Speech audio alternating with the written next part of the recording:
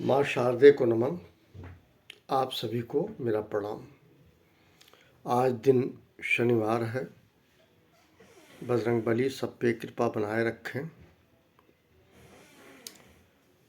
आज मैं आपको फ्यूचर कंटीन्यूअस टेंस के संदर्भ में बताना चाह रहा हूँ। हिंदी से अंग्रेजी में कैसे करेंगे। तो फ्यूचर कंटीन्यूअस को पहले पहचानेंगे कैसे। रहा होगा, रही होगी, रहे होंगे इत्यादि पाया जाता है, उसे फ्यूचर कंटीन्यूअस कहते हैं। लास्ट में आगे की मतलब रहा होगा, इस तरह से ये डिस्क्राइब करता है एक्शन जो फ्यूचर में जारी होगा या फ्यूचर में होगा। इन बातों के पहले मैं एक बात कह रहा हूँ। Coming events cast their shadows before, होनहार बिरवान के हो चीखने पात।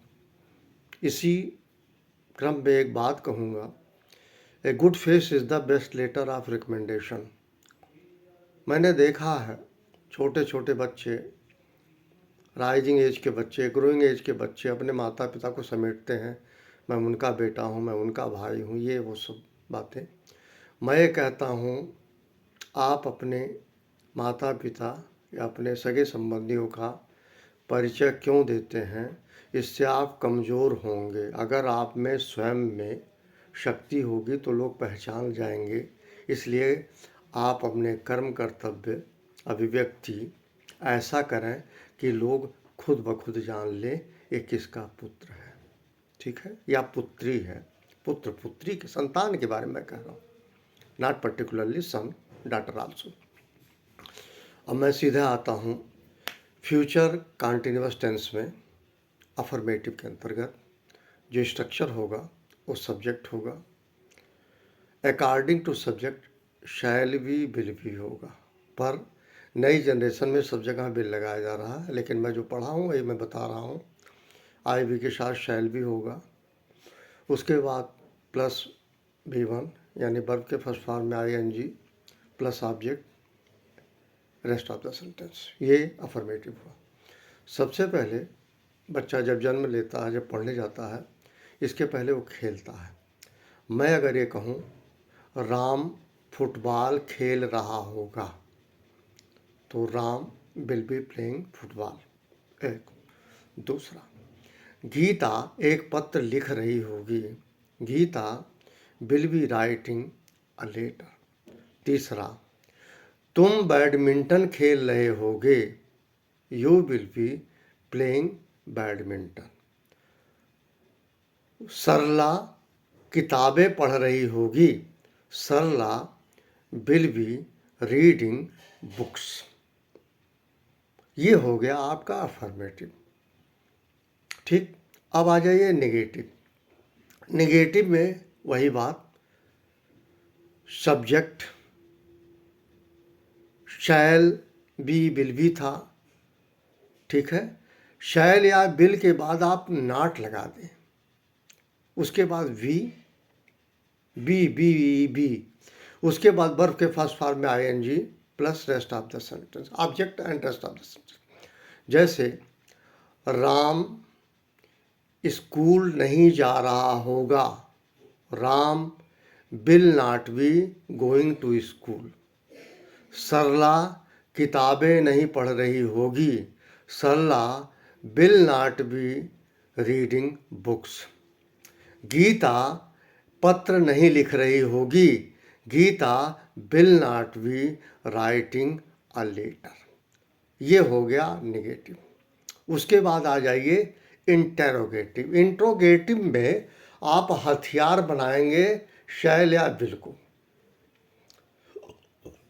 ये पहले, फिर सब्जेक्ट, फिर बी, फिर B1 में ING plus object, then rest of the sentence. मैं एक सेंटेंस बनाता हूँ, क्या राम स्कूल जा रहा होगा, तो क्या होगा, will Ram be going to school.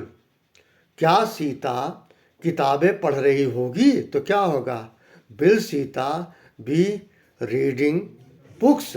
और साइन ऑफ इंट्रोगेशन होगा। अफर्मेटिव नेगेटिव में फुल स्टॉप था। एक और सेंटेंस लीजिए, क्या वे बैडमिंटन खेल रहे होंगे? Will they B playing badminton? इसी प्रकार से एक और लीजिए, मैं अपना पाठ नहीं याद कर रहा हूँगा। तो क्या मैं अपना पाठ नहीं याद कर रहा हूँगा?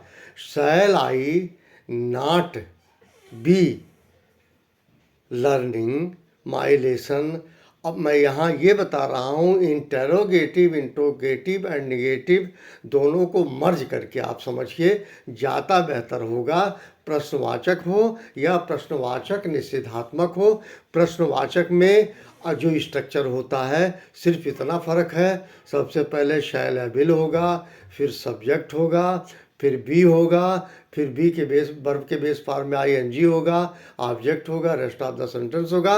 लेकिन जब इंटरोगेटिव एंड नेगेटिव होगा तो सब्जेक्ट के बाद आप नॉट लगा देंगे, आपका कंप्लीट हो जाएगा। मैं एक प्रयास करता हूँ, एक दूसरा बताता हूँ। क्या राधा खाना पका रही होगी? क्या राधा खाना पका रही होगी? तो क्या होगा? Will Radha be cooking the food? अब इसी को निगेटिव में, क्या राधा खाना नहीं पका रही होगी? Will Radha not be cooking the food? ये है, और साइन ऑफ इंट्रोगेशन।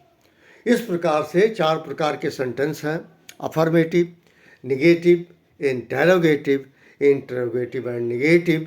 मैं पुनः आपको रिपीट कर रहा हूँ कि फ्यूचर कॉन्टिन्यूअस के अंतर्गत वाक्य के अंत में रहा होगा, रहे होंगे, रहा होगा इत्यादि पाया जाता है।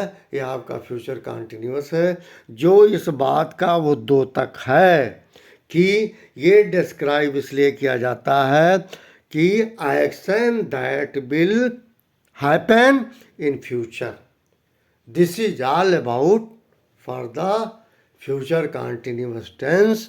Again thank you very much. आप सभी को मेरा प्रणाम।